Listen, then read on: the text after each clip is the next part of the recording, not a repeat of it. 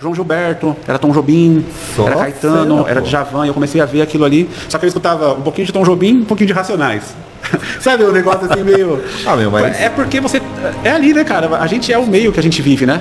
A gente é influenciado pelo meio. Primeiro que eu achava que a minha vida ia ser curta.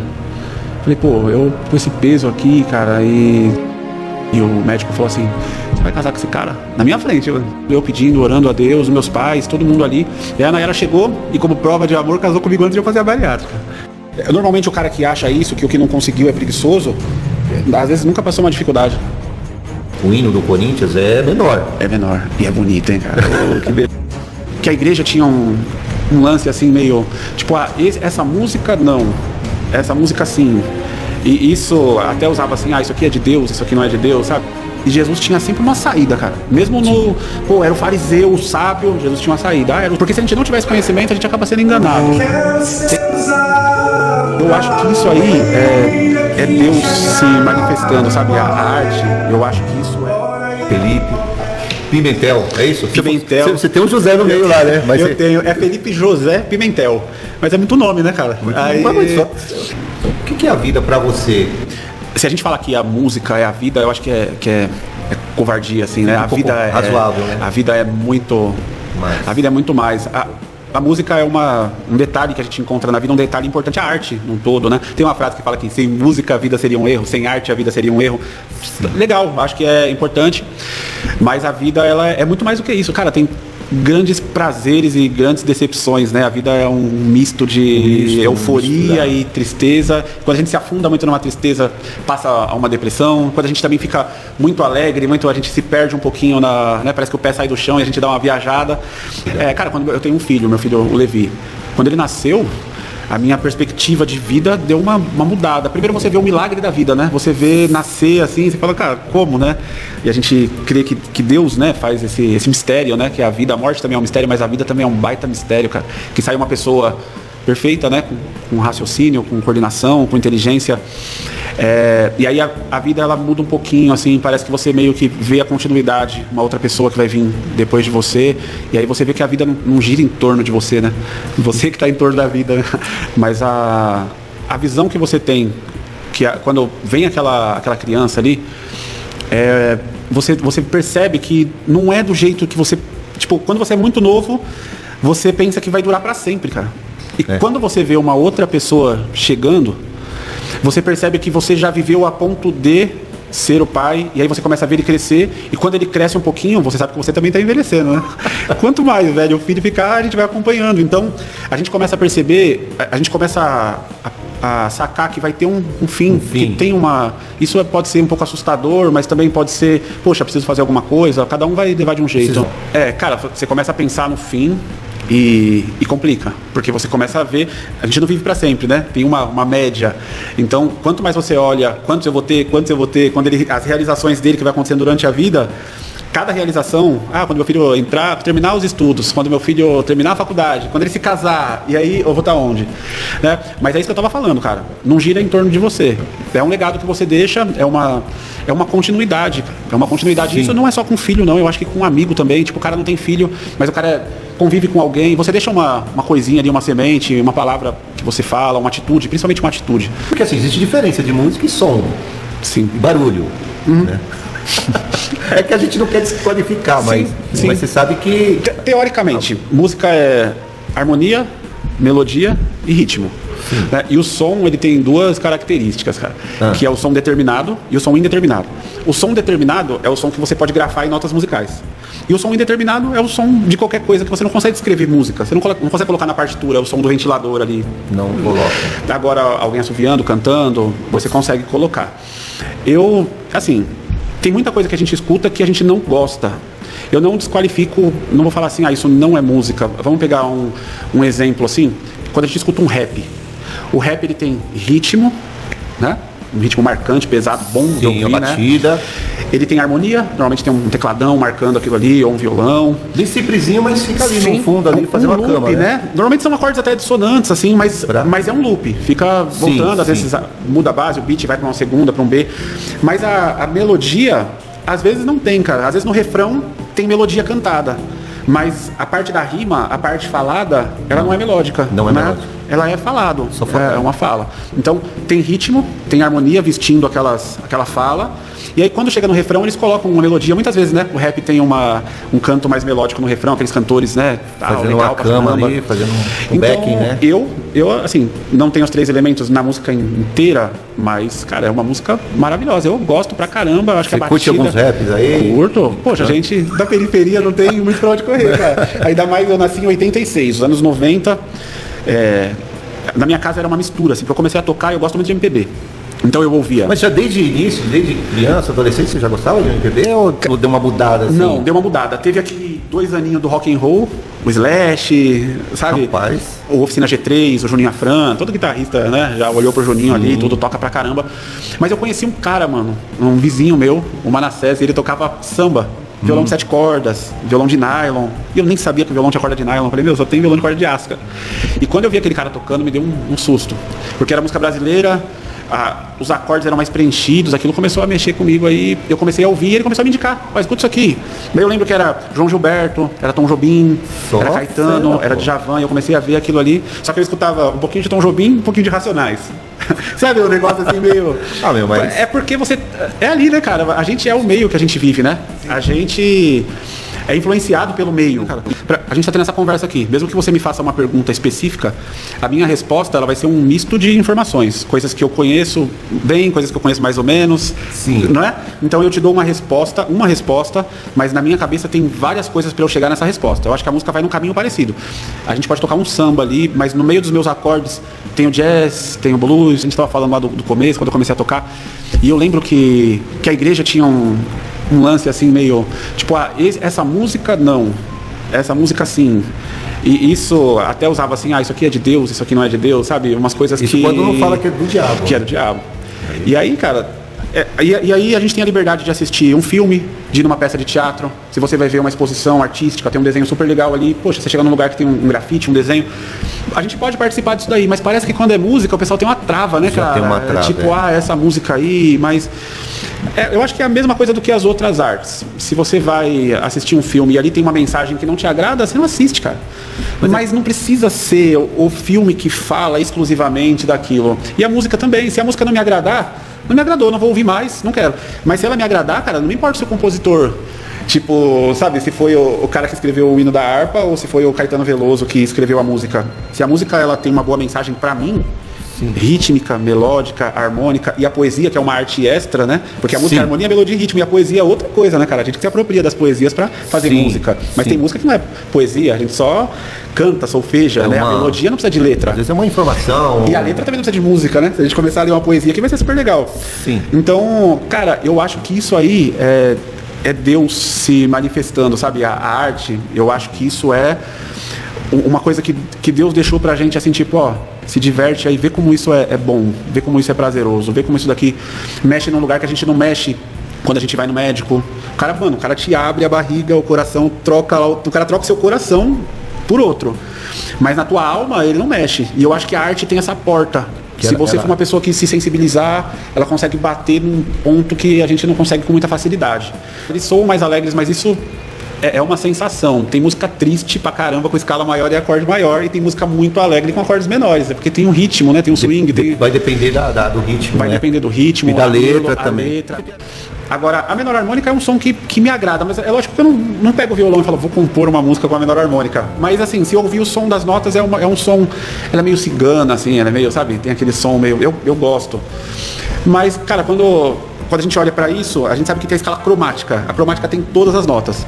Sim. Então, se você puder não ficar na 7 sempre e cromatizar em alguns momentos, acho que isso vai trazendo um molho ali, né, cara? A melodia ela é espontânea, tem gente que compõe na cabeça, né? Depois vai harmonizando, a harmonia veste, né, as notas da melodia, né? E aí vai deixando ela mais charmosa, mais triste. Mas uma nota é só uma nota. Por exemplo, a música do Corinthians, o hino do Corinthians é menor. É menor. E é bonito, hein, cara? Oh, que beleza. E a do São Paulo já é maior. Já é maior. Mas eu assim, eu tenho uma impressão de que o Corinthians é uma das maiores torcidas do Brasil. Eu acho que tem um pouquinho a ver, porque assim, mesmo o São Paulino, ele acha legal a música do Corinthians. Sim. Sim. Ele acha legal. Tem um amigo meu São Paulino que cantava assim, salve o São Paulo. Cantava a melodia do hino do Corinthians e colocava salve o São Paulo.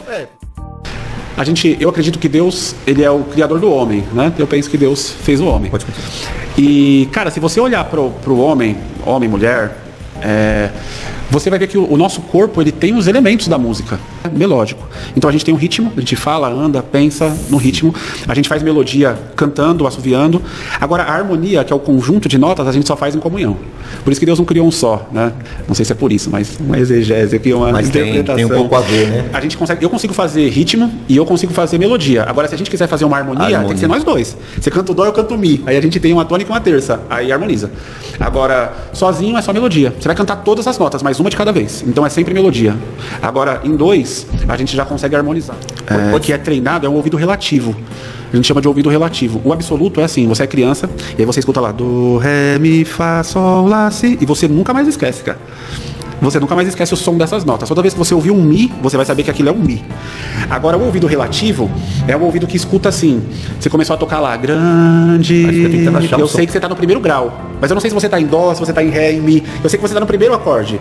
É o Senhor, você foi para a quarta. Eu consigo sentir. Se fosse dó, seria dó e fá. Se fosse lá, seria lá e ré. Eu consigo sacar que você foi para aquele caminho, mas eu não consigo identificar a tonalidade se eu não tiver um instrumento. Eu tenho que ter um instrumento na mão para me achar aquela primeira nota. Isso é o ouvido relativo, que a maioria dos músicos vai ganhando isso no decorrer do tempo que vai estudando, vai treinando. Você consegue escutar a qualidade do acorde. Ó, isso aí é um diminuto, hein? Ó, um acorde maior. Ó, aqui tem uma sétima. Ó, aqui é um acorde alterado. E a música é dom de Deus. Para você é dom, no caso aí do absoluto é dom. Mas a pessoa que quiser desenvolver música, ela, independente se ela tem dom ou não, ela... Cara, eu acho que sim, qualquer pessoa consegue. Eu acho que o negócio do dom, eu não sei se seria a palavra dom, né? Talento, eu não sei, mas tem gente que tem facilidade, cara. Isso não dá pra mim negar. Chega um menino lá de 13 anos e o outro de 13 anos, aí você dá 6 meses de aula pra ele. Daqui 6 meses um toca de um jeito e o outro de outro. Mesmo que eles treinem ao mesmo tempo, bonitinho, coloca no relógio, os dois treinando junto. Um tem uma mão que vai...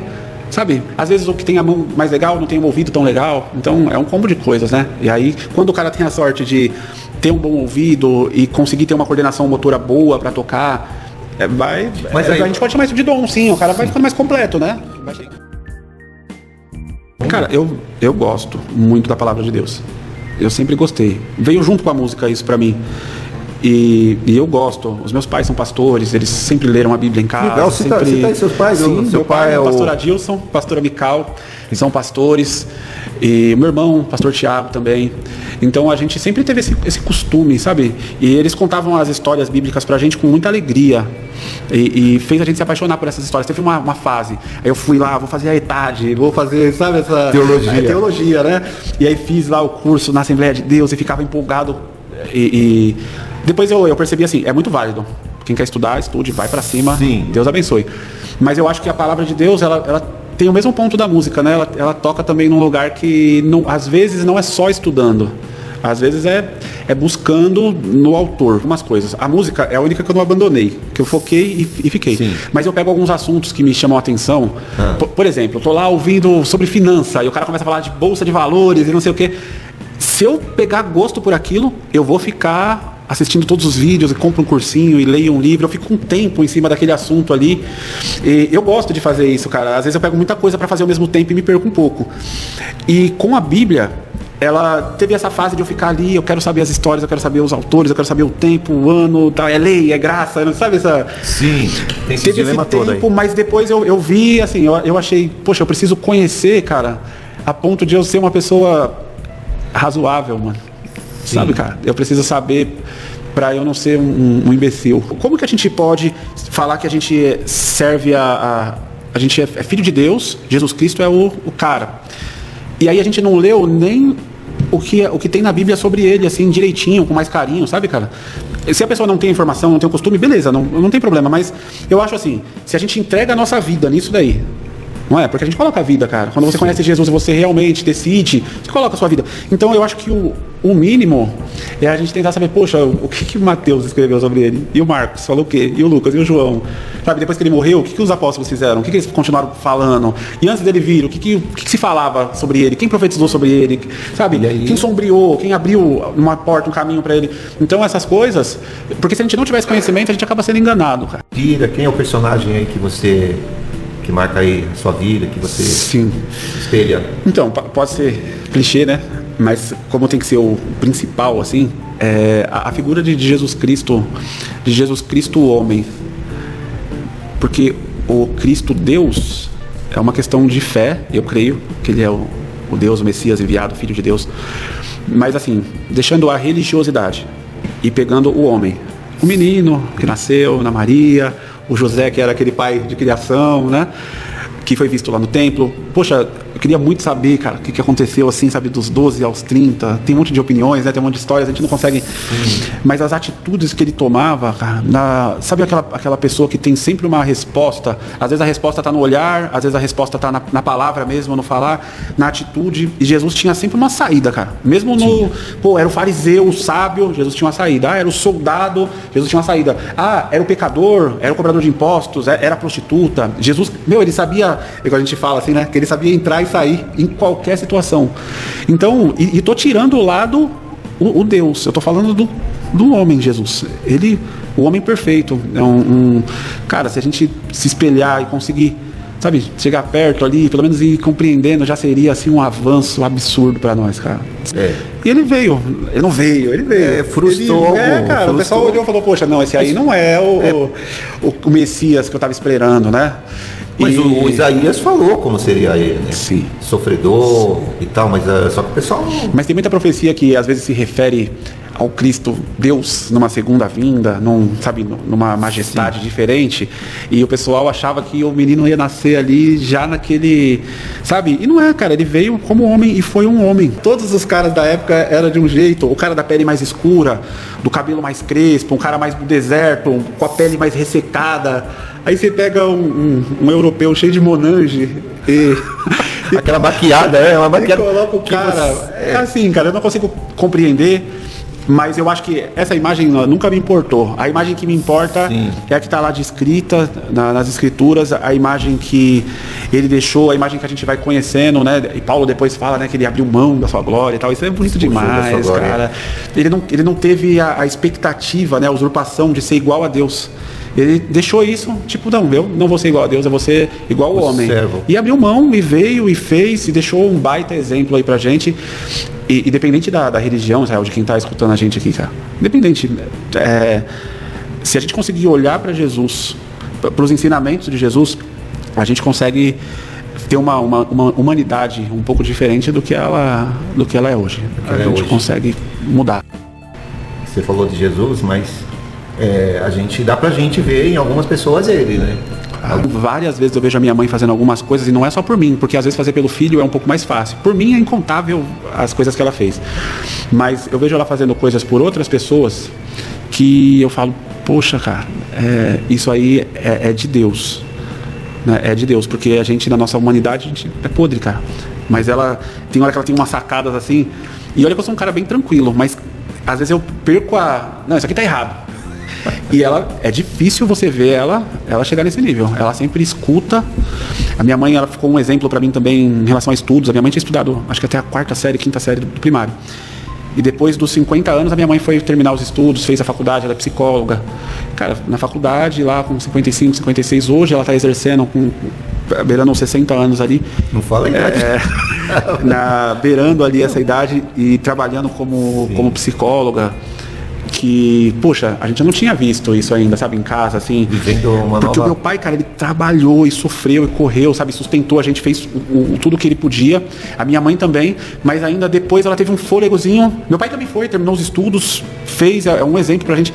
Estudou pouco na escola, no primário, mas lia muito a Bíblia, lia muitos livros, então ele tem um entendimento, sabe, aprendeu meio que sozinho, e com os pastores que ele convivia junto e tudo. Mas a minha mãe ainda teve esse passo de ir lá, a força de vontade, né, cara? Sabe, e vocês terminar. São quantos? São quantos? Papai e mamãe. Eu que sou o mais velho.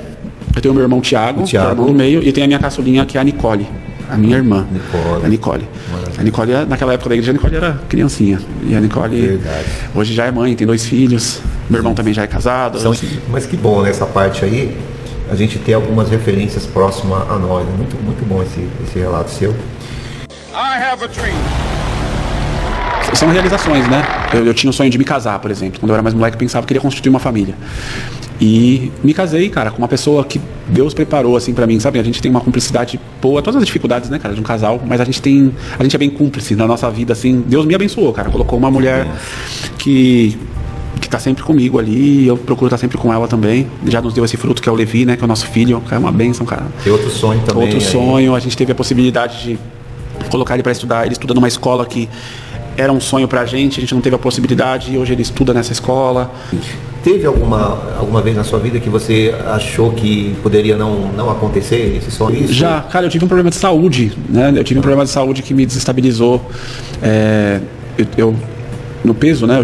Eu fiz uma cirurgia bariátrica no ano de 2013. 2013. Um dos pioneiros da bariátrica. E, cara, antes de eu fazer... E aí você já não era tinha casado aí já? Eu casei pertinho de fazer a cirurgia.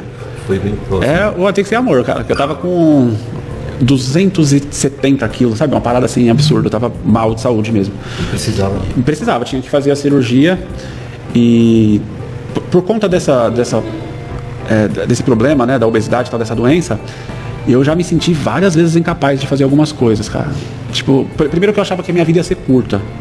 Falei, pô, eu com esse peso aqui, cara, e sem condição. Eu tive uma parada com futebol, né? Até 15 anos eu jogava futebol. Modéstia à parte, eu jogava super bem, cara. Fiz os testes. Não, eu vou um parênteses aqui. Eu joguei com você futebol. Não jogamos bola junto? Rapaz, era difícil marcar você. Eu não sei o que acontecer, pessoal. A bola. Hoje que bom, hoje que bom. É que eu ponto os caras que não acreditam que eu joguei bola. Eu joguei bola, assim, de molequinho até 15 anos muito, em time, na rua. Dormia com a bola na cama, assim, abraçado. Cara, eu gosto muito de futebol. Só que com 15 anos, eu tive uma decepção. Eu jogava num time nacional lá na época. E apareceu um cara e falou que ia levar a gente pra ser profissional. E esse cara sumiu. Ali era o lugar de você fazer os testes, né? De ir pro Palmeiras, pro São Paulo e tal. E aí, quando esse cara desapareceu, na minha cabeça falou assim, então você nunca vai jogar bola. Acabou. E aí eu parei de jogar e foi o tempo que eu comecei a engordar. E nem a bariátrica hoje em dia é mais comum, né? Hoje em dia, bastante gente fez bariátrica, né? Mas na época, cara, pra gente aqui da quebrada aqui, impossível. E, cara, Deus me abriu uma porta. Eu não fiz um hospital público, eu fiz um convênio. Tive uma galera, uns amigos que me ajudavam a pagar umas parcelas às vezes, mano. Quando a minha grana não dava, os caras chegavam e... O Abner, o Vitor, o Richard, os meninos ali da igreja. Os caras também não tinha nada, os moleques, mano, mas ajudava. Legal, os caras me ajudavam a pagar tipo, esse mês não vai dar. E a carência era de 2 anos, né? Então eu tinha que ficar 2 anos no convênio para poder fazer a. Você vê que a informação é importante. Eu não sabia. Se eu soubesse que estava nessa luta, eu até poderia. Você vê. E mas assim, o bom que... era bem voluntário, cara. Era bem voluntário. Sim. E eles faziam. E aí eu fiz a cirurgia bariátrica num baita hospital. Eu nunca tinha ido num lugar tão legal assim. E você orava para que acontecesse, Deus providenciasse isso para você? Sim. Você orava para Deus? Sim, cara, muito a Deus. Eu não tenho vergonha de pedir. É 2 coisas que eu não tenho vergonha com Deus, nem de adorar e nem de pedir. Eu não tenho vergonha de adorar a Deus, cara. Se eu tiver que orar, se eu tiver que cantar, não tem essa. Que legal. E cara, quando eu tenho que pedir também, cara, me derramo e peço. E claro que a coisa não é uma barganha, né? Sim. Tipo, esse é o fio da navalha, né? Porque você tem que entender, ó, se você está pedindo, mas peraí. Sim. Não pode tender para barganha, porque a barganha é uma coisa horrível, né? Exatamente. Ó, aqui é uma deixa aqui que, pelo amor de Deus. Porque a resposta pode ser sim, a resposta pode ser não, a resposta pode ser agora não. E o agora não também é doído, cara, porque a gente quer o nosso tempo, né? Pra mim, eu não teria nem engordado, ó. Cara, e às vezes a gente desmerece um pouquinho. Porque dos nossos ali, ninguém teria condição de fazer, cara. E Deus, ele permitiu que eu fizesse, assim, na época que... Resposta de oração. Sim, cara. Os meus amigos orando, eu pedindo, orando a Deus, os meus pais, todo mundo ali. E a Nayara chegou e, como prova de amor, casou comigo antes de eu fazer a bariátrica. Casou comigo bem gordo, cara. E bem pesado. A gente foi uma vez num médico junto. E o médico falou assim, você vai casar com esse cara? Na minha frente, minha vontade era avançar no cara, meu. Você vai casar com esse cara, meu? O cara vai fazer uma cirurgia, você não sabe como que é uma coisa muito séria. O cara deu um apavoro em nós, assim, eu chorava, cara. E quando a gente saiu de lá, a gente foi conversando e tal. Tamo junto, não tem essa não. Eu gosto de você, essas coisas, né? A gente namorando. Rapaz, rapaz, é de emocionar, né? Deus mesmo, né? É Deus. Sim. E é gratidão, né? Gratidão a Deus, né? E aí você passou por essa situação e o seu sonho se realizou, né? Cara, esse lance da cirurgia bariátrica, ela é uma luta, né? Sim. O cara que tem um problema com a obesidade e tal. É o relaxado, o cara que não se cuida. Hoje em dia se fala muito nisso, né? Antigamente não se falava tanto. Hoje se fala mais em se cuidar, em comer melhor, em treinar. As coisas são muito faladas na internet e tudo. Antigamente a gente tinha menos acesso a isso. E graças a Deus essas coisas vão mudando. Eu tenho uma escola de música, né? Eu sou proprietário de uma escola de música. Cita a escola aí porque o pessoal vai te Escola de música Art Play. Ali. É ali na Vila Nova Cachoeirinha. Você pode falar o endereço aí. É Avenida Parada Pinto, 494. Israel vai deixar na descrição o nosso telefone lá. Maravilha, pra você entrar vamos deixar assim. A gente dá aula de música. E quando eu abri a escola, cara, eu tinha vontade de oportunizar professores. Então, do mesmo jeito que o meu professor me indicou para dar umas aulas, eu queria também, sabe, abrir esse caminho. Eu abri a escola, no começo muito difícil, era Instituto Musical Felipe Pimentel. O Pimentel lá. Né? Aí depois a gente juntou com uma loja de instrumentos musicais, mudamos o nome, e hoje em dia a gente está como Art Play. E isso já tem aí, cara, uns 8, 9 anos que eu trabalho com a minha escola. Antes eu trabalhei em escolas de outras escolas. Você iniciou a experiência. Quando que você iniciou a dar aula de música? Eu tinha 21 anos, cara. Eu tenho 37, iniciei. Foi os primeiros alunos ali em casa. Eu estudava com o Rogério, né? Que a gente estava falando dele aqui. O Inácio, um abração aí, Rogério Inácio. Rogério é o craque. Muito falado, muito comentado. O homem é fera. Ele me ajudou demais, Inácio. Foi um susto, cara. Você chega num lugar assim, vê um cara tocando daquele jeito e fala, Jesus amado, como é que acontece? Eu era meninão, cara. Cheguei lá e ele super humilde, um baita músico. E ainda o Rogério deu esse passo. Abriu uma loja de instrumentos do Vagnão aqui na cantina de Sampaio.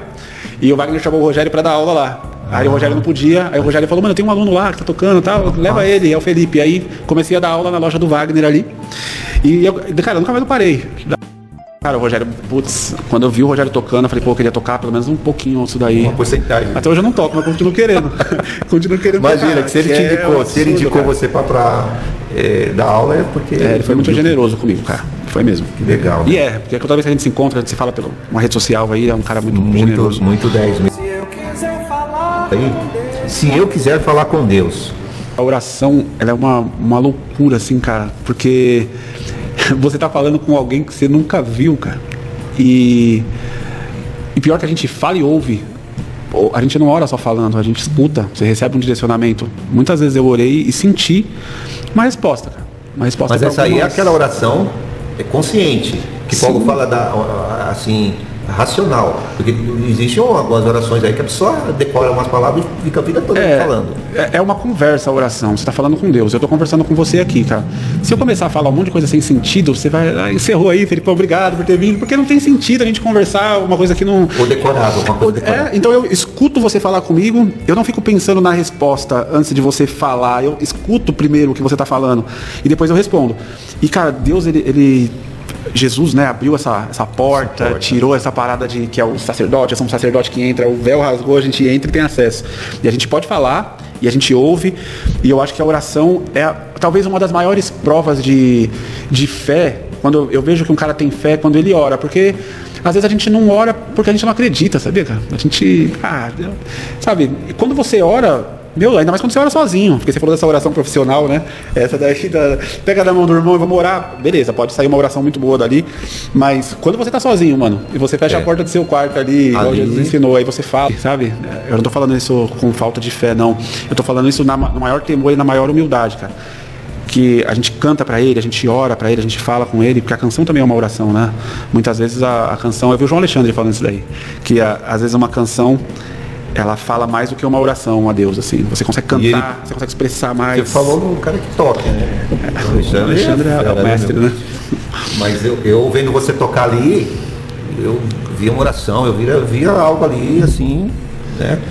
E aí, a oração é mais para quê? Para que é a oração? Comunicação. E não só comunicação pedindo, e não só comunicação agradecendo. Comunicação geral, se você acredita. Cultivar um relacionamento. Um relacionamento. Você pode especificar aí o que você considera que é algo que não adianta você retrucar, você refutar, você querer discutir? Eu não discuto. Assim, cara, a minha profissão é tocar e dar aula. A principal é dar aula, eu dou mais aulas do que toco, mas quando tem evento eu toco. E você tentar refutar com... Porque é complicado o cara chegar e falar assim, mano, é pecado, cara, o que você tá fazendo. Isso aí não tem cabimento, né, cara? Como um absurdo, né? É um absurdo, cara. Mas é falta de que será que essa pessoa...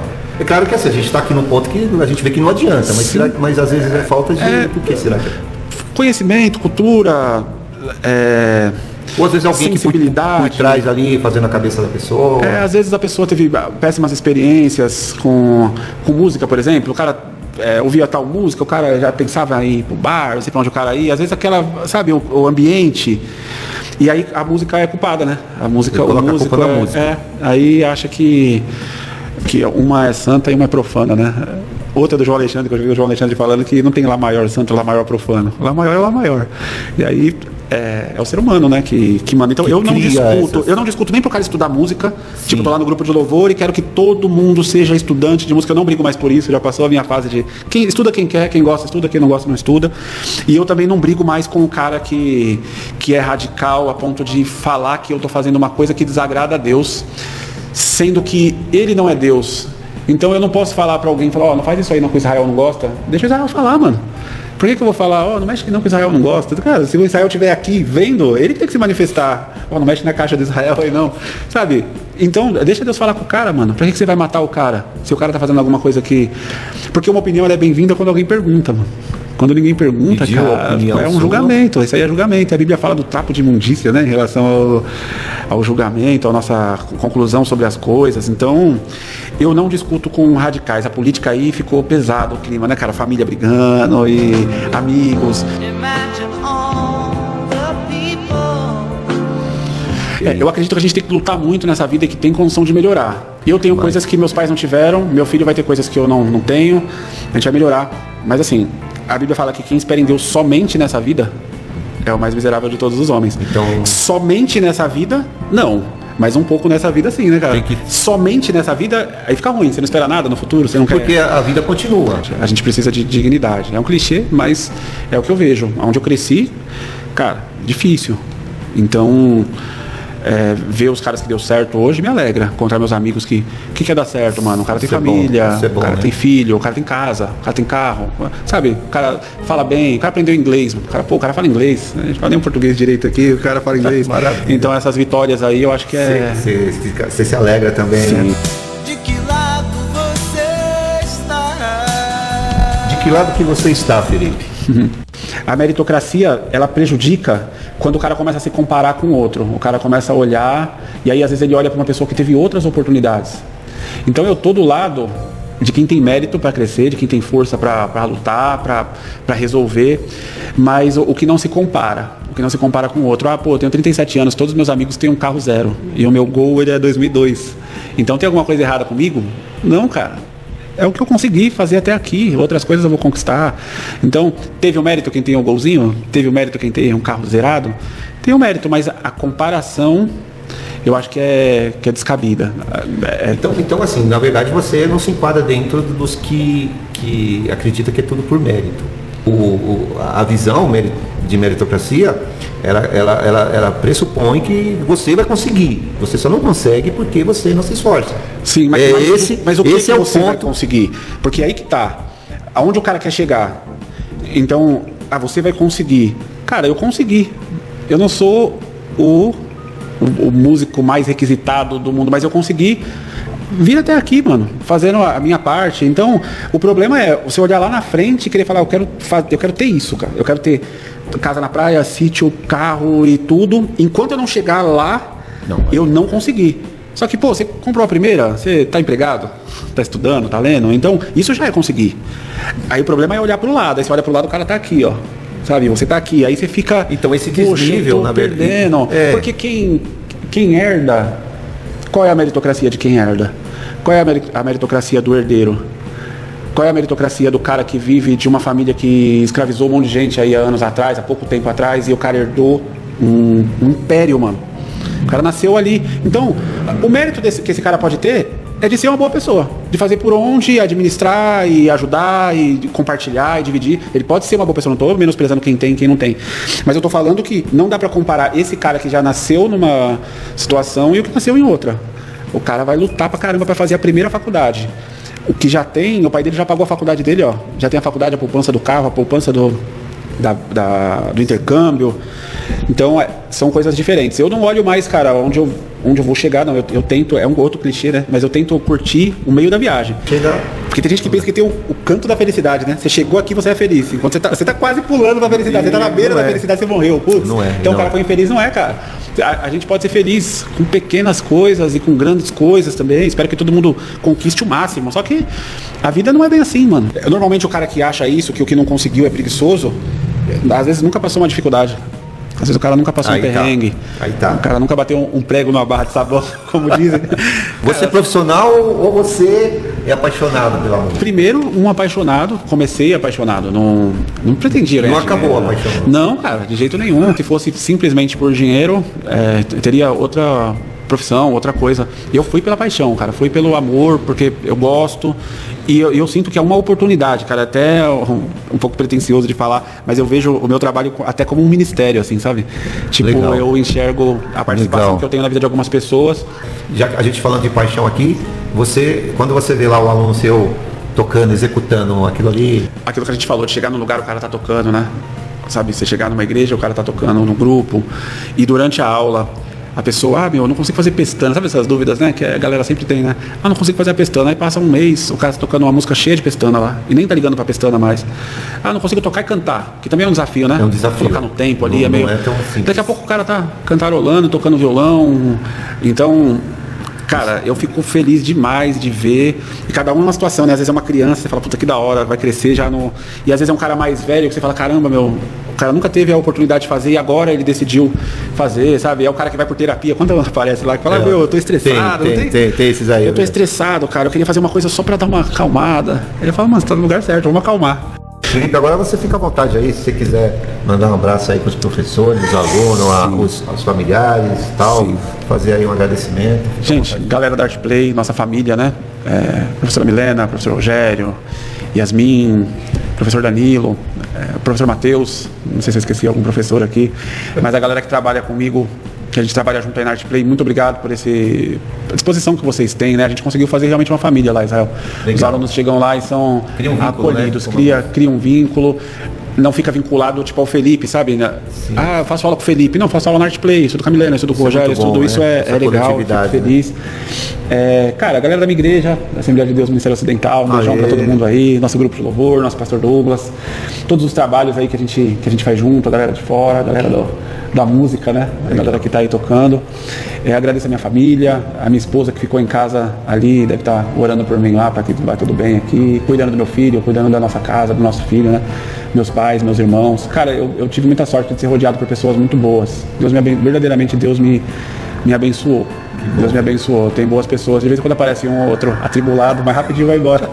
E fica ali as pessoas que Deus permite que fique. Eu tô feliz com o convite aqui. Agradeço a você, cara. Parabéns aqui pelo espaço. Você fugiu, se retirou.